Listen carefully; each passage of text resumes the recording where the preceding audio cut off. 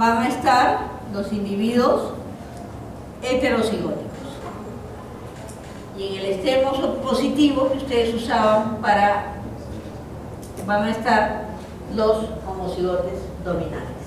Entonces, de aquí en adelante, cuando ustedes vean una gráfica así, saben que están frente a caracteres cuantitativos, donde los que expresan menos se van a encontrar acá, los que expresan más al otro lado, y los de expresión intermedia o los heterocigotes van a caer en la media.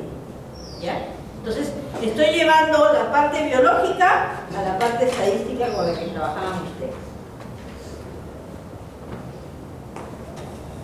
¿Qué más dice? Dice, dos o más genes pueden actuar sobre el fenotipo produciendo un efecto aditivo.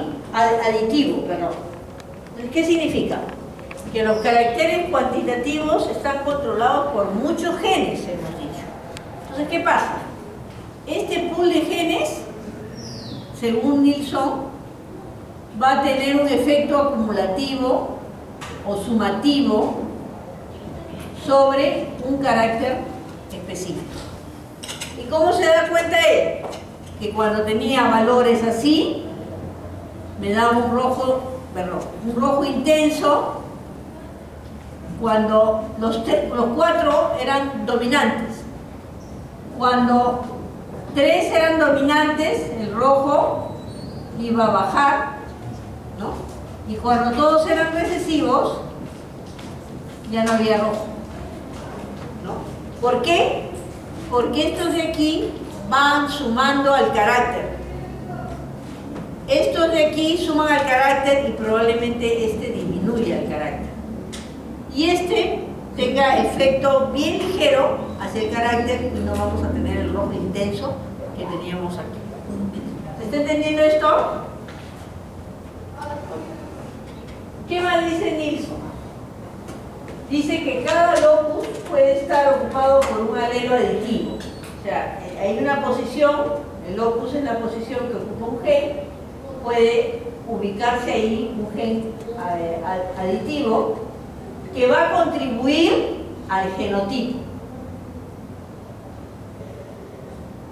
O también puede estar ubicado ahí un locus, en ese locus puede estar un gen que no va a contribuir al efecto aditivo. ¿Cómo? Este de acá. O sea, aquí todos contribuyen al efecto aditivo. Aquí hay 3 que contribuyen al efecto aditivo y uno que no contribuye nada, y vamos a tener el rosado. Y aquí no hay ninguno que contribuya al carácter y por lo tanto al carácter color rojo, y vamos a tener el color blanco. O sea, los genes van sumando o no suman nada, ¿no? Entonces, por ejemplo, los dominantes pueden valer 4 y el efecto aditivo va a ser 16. Si aquí tengo 4, el efecto aditivo va a ser 12. Si aquí no tengo nada, el efecto aditivo va a ser 0. ¿Correcto? Entonces los genes van sumando el patrón fenotípico que se va a expresar. ¿Ya? Por eso se llama efecto aditivo. Finalmente, juntos los alelos aditivos van a dar una variación fenotípica significativa. Entonces, eso es lo que se expresa en todo esto de acá, ¿no? Van sumando, van restando y puedo tener una gran variabilidad fenotípica.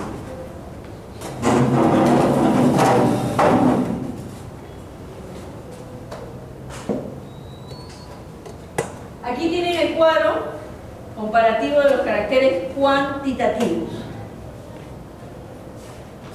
que es casi lo inverso de los cualitativos. Ambos se van a heredar según la ley de Mendel, tanto los cualitativos como los cuantitativos. Pero ¿qué pasa con los cuantitativos? Están sometidos al ambiente. Los cualitativos no están sometidos al ambiente. Su estudio depende más de las mediciones y de las numeraciones.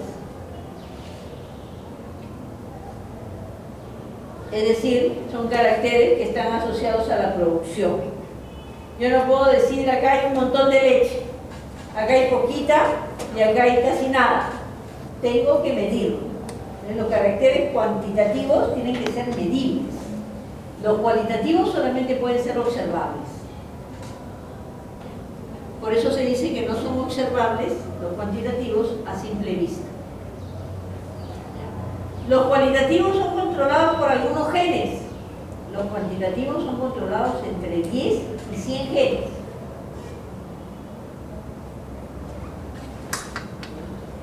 Los efectos, como son controlados por tantos genes, los efectos son difíciles por cada gen de identificar. No se puede identificar el efecto de cada gen, mientras que en los cualitativos sí se puede determinar el efecto de cada gen.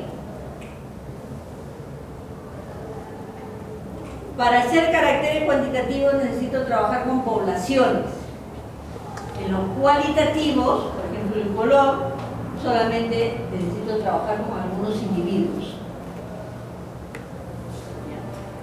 ¿Y qué pasa? Que en los caracteres cuantitativos la mejora genética es muy lenta.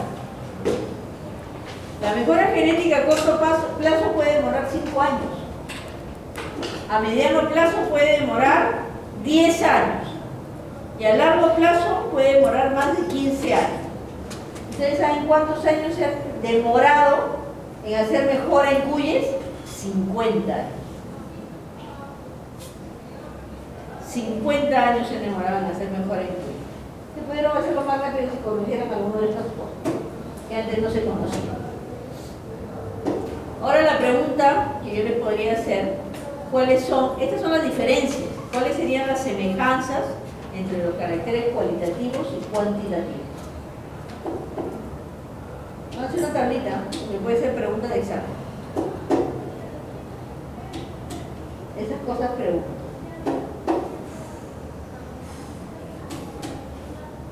La primera semejanza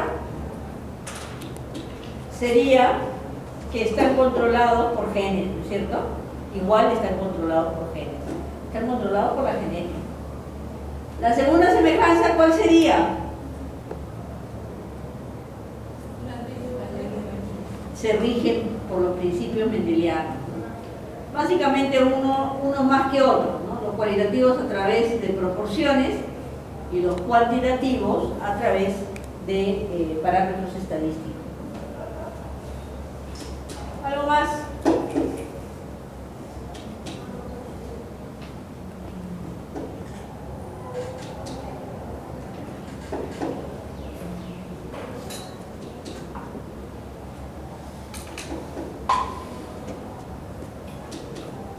¿Algo más? Bueno, piensan en algo más. Apunten, pensar en algo más. Estoy pidiendo semejanzas. Si dado las diferencias, que son un montón, ¿cuáles serían las semejanzas?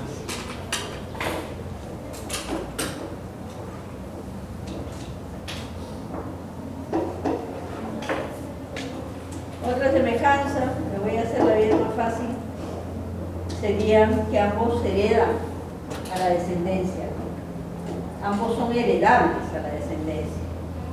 Los dos heredan a la descendencia. Y búsquense una más para que sean 4. Un número impar no me gusta. Piensen una más.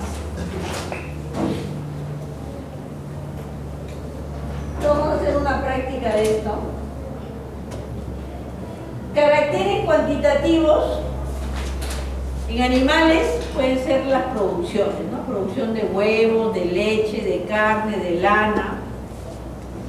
Miren, en vegetales, de repente vamos a hacer algo, ¿no? Como saben, en vegetales tenemos que extrapolar porque crecen más rápido. Podemos hacer el tamaño del tallo, el número de semillas. En humanos tenemos, por ejemplo, la presión arterial, la temperatura. ¿Por qué? ¿Cómo me doy cuenta, profesora, que son caracteres cuantitativos? Porque son datos que varían. Es decir, todos no vamos a tener la misma temperatura. Unos tendrán 37.2, otros tendrán 36 porque tengo la presión baja, ¿no? Otros tendrán 37.5, ¿no? Uno ha venido corriendo tiene 37.6. Entonces son parámetros que van variando. Igual que la presión arterial, ¿no? Hay unos que tendrán presión arterial media, alta y va subiendo, y otros que ya están durmiendo, pues no tienen presión baja. Necesitan tomar algo. Salud. El color de la piel, por ejemplo, el color de la piel está condicionado por 8 genes.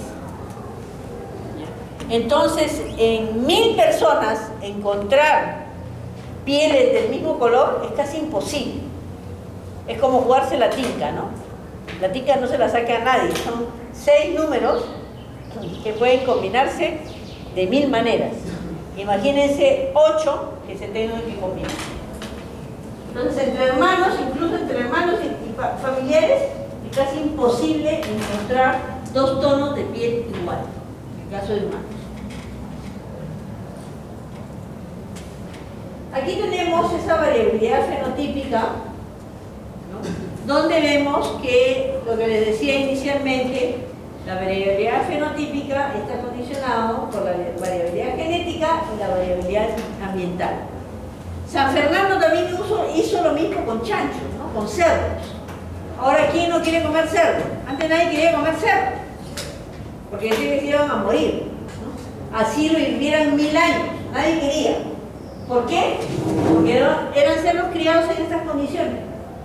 Entonces, después que San Fernando mejoró las condiciones ambientales de sus pollos, decidió meterse en cerdos. Y ahora, chancho al palo, chancho al no sé qué, chancho al cilindro. ¿Por qué? Porque moviendo, ¿no? Controlando condiciones ambientales, puedo mejorar, puedo potenciar razas, puedo mejorar las condiciones de los caracteres. ¿Por qué? Porque son caracteres cuantitativos. A veces les digo a mis alumnos, antes de hacer una mejora genética, primero potencien todo lo que puede aportar el animal, ¿no? Entonces, mejorando condiciones ambientales. Y no significa solamente luz, temperatura, sino significa ruidos, ¿no? Significa suplemento vitamínico, tipo de alimento, ¿no? Significa estrés, significa condiciones sanitarias. O sea, son múltiples aspectos los ambientales, múltiples. No solamente son las condiciones ambientales que ustedes están acostumbrados, ¿no? Ahí entra, por ejemplo, lo que es sanidad. Mejoro la sanidad y estoy potenciando todos esos genes que van a salir a reducir en muy buena calidad. Las vacas de la de Carlos Palma son un buen ejemplo, ¿no? De lo que pasa cuando uno no hace, ¿no? una mejora ambiental, ¿ya? Hace algunos años, ¿no? Porque usted no lo pudo hacer, pero con lo de mejoramiento, le mandé a medir la leche. Entonces le mandé a medir la leche y las vacas producían 8 litros de leche. Y cabras, yo le decía que son cabras disfrazadas de vacas, ¿no? 8 litros. Entonces empezaron, ay, ¿qué creen que pasa? No, que ¿quién habrá comprado esa vaca? Le empezaron a echar la culpa a Pato, le empezaron que ¿de dónde las han traído? Seguro las han traído de Arequipa, cuando yo no dejaba que sí. Bueno, Pato me odiaba, no me querían mirar, porque te venían a meter a sus cabras. Entonces, después que les dije todo, les dije, ¿esas vacas no son Holstein? Sí. ¿Y no deberían producir una cantidad determinada según la raza? Sí. ¿Y entonces qué cosa puede estar pasando? El ambiente, ¿no? El ambiente. El doctor Pano se molestó conmigo, ¿no? ¿Por qué me había ido a meter ahí y había hecho sus vacas las había hecho cabra? Las había hecho leña. Yo no le dije nada, porque él pensaba que nos iban a quejar, ¿no? O sea, las autoridades, que porque no tenía buen manejo, ¿no? Y yo decía a mis alumnos, yo fácil salgo, ¿no? Les digo, miren, ¿saben qué? Si ustedes no me dan para darle de comer a las vacas, no pretendan que las vacas pues potencien todo lo de su raza. Porque además esas vacas son para otra cosa y no son para producción. Entonces, ¿qué aprendieron los chicos? A no hacer nada de lo que se hace en ese establo, si ellos manejan un establo, ¿no? Que es aprender también, ¿no? Bajo condiciones extremas, donde las vacas comen lo que pueden, ¿no? No les hacían sanidad cuando estaban acá, estaban sometidas a estrés, ¿no? Porque cuando ustedes no van así calladitos, no van a hacer un escándalo con sonando los celulares y todas las vacas se estresan. Esas vacas, por ejemplo, no se potenciaba la producción, ¿no? Se les ordeña una vez al día, en lugar de ordeñar 2 o 3 veces al día, pero que las van a ordeñar 2 o 3 veces al día si las putas comen las pobres. Entonces, ellos aprendieron un montón de cosas, ¿no? De lo que no deberían hacer, ¿no? Pero las vacas que eran de muy buena calidad, sí eran de buena calidad, compraron buenas vacas. Ahí el problema era básicamente ambiental. Por ejemplo, inseminaban a las vacas, ¿no? Ni siquiera apuntaban los códigos de las pajillas para ver qué tipo de toro, ¿no? Inseminan y ya, ¿qué me importa, total? A tal punto que se combinaban los terneros, no sabían los terneros de quién eran hijos, ¿no? Que ya fue el polvo. O sea, no se tenía ni registro de eso. Entonces, esos son los problemas que hay con respecto a todo eso. Y después vamos a ver que ustedes mismos pueden tener problemas. Los registros son sumamente importantes. Hacer registros en animales es sumamente importante, ¿ya? Porque les va a permitir tener manejo de muchísimas cosas. La genética cuantitativa, como les decía, es una ciencia que estudia la herencia de caracteres que pueden ser medibles, que son medibles y son controlados por muchísimos genes. Estos muchos genes se llaman poligenes, que los hemos visto en la parte genética. Y que además están influenciados por el ambiente.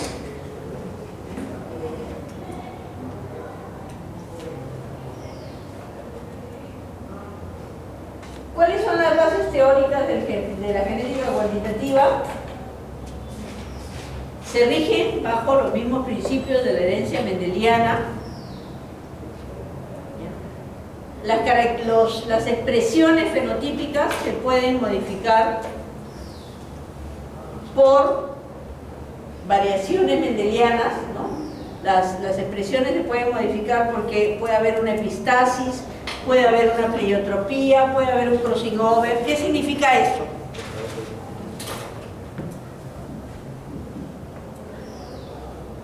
Miren acá.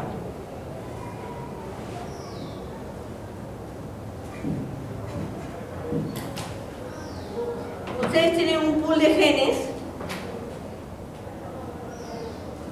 que están controlando un carácter cuantitativo, ¿ya? Hemos dicho que estos caracteres, estos genes van a sumar, ¿no? Van a sumar o van a restar. Pero además, estos genes tienen interacciones entre ellos. ¿Ya? Y esas interacciones pueden ser una epistasis, una dominancia, una sobredominancia,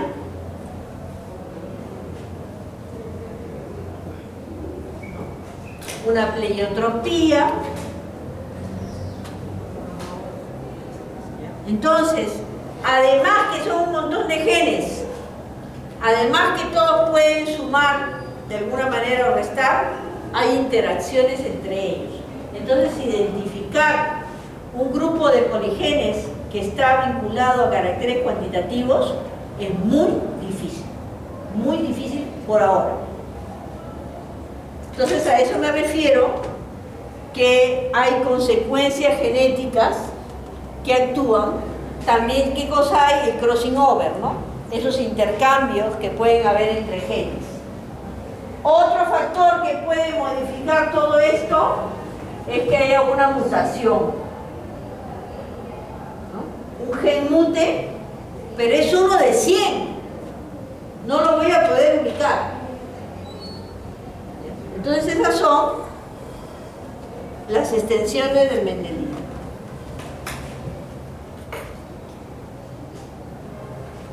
¿Cuáles son las diferencias con lo que hemos visto en la parte genética? Que no podemos observar proporciones. ¿Ya? En los caracteres cuantitativos debemos evaluar parámetros estadísticos, es decir, una media, una varianza, una covarianza, una desviación estándar. No podemos trabajar con proporciones. Otra característica de la genética cuantitativa es que trabaja en poblaciones y no con individuos. ¿Ya? Y eso ya se los estoy diciendo. En esta segunda parte del curso vamos a trabajar con poblaciones. Otro dato o diferencia con lo que hemos visto en genética es que deben ser medibles los caracteres. ¿Ya? Cuando los alumnos iban al establo, no podían decir, ay, esta vaca produce poquita leche, o esta produce más o menos leche. Ellos iban con baldes, y baldes que tenían medidas, y cuando ordeñaban la vaca, ellos tenían que darme el valor exacto de lo que estaban registrando, ¿no? 5 litros, 4 litros. Por eso se enteraron, y se enteró todo el mundo, que las vacas producían 8 litros, porque ellos ni siquiera medían, ¿no?, cuánto era la producción. En todos los casos, ¿ya?, para los caracteres cuantitativos, tengo que usar estadística. ¿Ya? No puedo decir al ojo, este es mejor. ¿Ya? Por ejemplo, ustedes son una población. ¿Ya? Y yo no puedo decir, porque ella es mi delegada, yo asumo que ella es la que mejor está en el curso. Porque me presta más atención, etc, etc. Yo tengo que ver el registro y decir, bueno, vienen a clase tantas personas y eso me está mostrando que están mejorando en el curso. O saco el promedio y digo, el promedio del salón es tal, ¿no? De este promedio, Pilfield es el que tiene la nota más alta, por ejemplo. ¿Por qué? Porque lo he evaluado, ¿no? Porque si no, no hubiera sabido que Pilfield ya había pasado más o menos honradamente en genética, ¿no? Entonces, lo mismo pasa con una población en animales. Yo al ojo no puedo decir este animal es bueno. ¿Ya? Tengo que evaluar su producción y tengo que evaluar la producción del resto, ¿no? Porque yo puedo decir, sí, es bueno, pero no. Eso se hacía antes. ¿Ya? Los médicos antiguos, yo trabajé con muchos de ellos, que ahora ya están ya en otro mundo, o jubilados, y yo les preguntaba, ¿y ustedes en una población cómo escogen al mejor animal? Al ojo. Y bueno, así hemos estado toda la vida acá en el Perú, ¿no? No hemos hecho mejoramiento, nos hemos quedado un poco porque Chile ya nos ha adelantado, ¿no? Ellos cuando no nos adelantan, mientras que nosotros estamos durmiendo. Entonces, aquí ven, ¿no?, cómo esta curva me va a señalar que estoy frente a un carácter cuantitativo. ¿Cuáles son las limitaciones de la genética cuantitativa? Que no puedo identificar a todos los genes. ¿Ya? Yo tengo un pool de genes, por ejemplo, que me dan el número de huevos. Yo no puedo identificar cuál es el aporte de cada uno de estos genes. No puedo. ¿Ya? Hasta el momento, en la actualidad es imposible, ni los gringos lo pueden hacer. Otra limitación es que se puede sustituir un gen, puede haber una mutación y no nos damos cuenta. ¿Ya? Porque son tantos genes que el efecto es mínimo. ¿Ya? Otro problema que tengo es que el ambiente va a influir sobre todos estos. ¿Ya? Entonces eso me limita.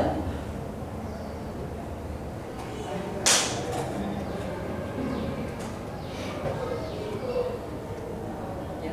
Ahora, pueden haber dos fenotipos diferentes que pueden tener la misma expresión. sea, tienen combinaciones distintas, pero la expresión es la misma.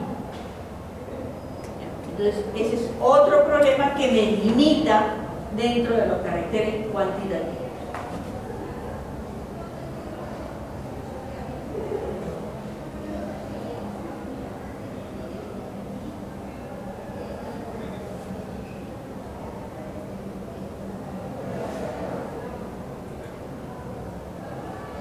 Hay una técnica molecular que me permite determinar caracteres, los genes de los caracteres cuantitativos. Y esa técnica se conoce como QTLs. La técnica de QTLs me permite determinar cada uno de los genes que controlan un carácter. Pero no me permite determinar cuál es la expresión de cada uno de esos genes hacia el carácter. ¿Ok?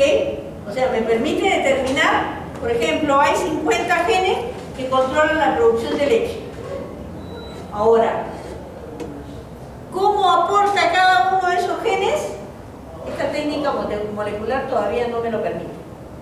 O sea, es una técnica que es un poco incipiente y no me ayuda a determinar el grado de expresión de cada uno de estos genes que yo he ubicado. Y la van a escuchar muchas veces en producción, ¿no? Los famosos QTLs, ¿no? Se hizo una evaluación de QTLs para la producción lechera de la vaca Holstein y el análisis fue este, ¿ya? Se determinaron que habían 100 genes, 80 genes. Pero de ahí, cada uno de esos genes, cuál ha sido su aporte, se desconoce. No es posible determinarlo por el momento.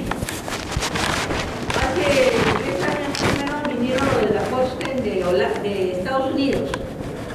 Venían a vender animales, ¿no? Holstein, que habían ellos traído. Y una de las cosas que les pregunté yo como buena, ¿no? Le decía, si yo compro una de sus vacas, ustedes me van a dar, me van a decir cuántos genes están controlando ese carácter. Me dijeron no, hasta ahora no podemos.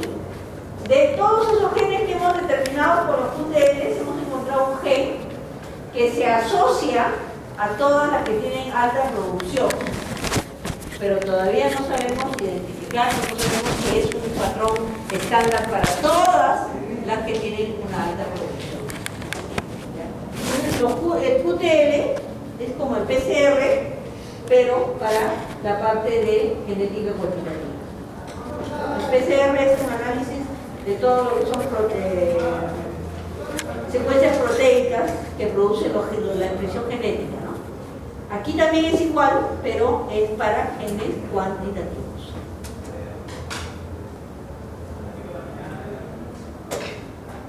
Me mandó el mensaje delegada, ¿no? Para ponerle lo que era mejoramiento. Ahí está.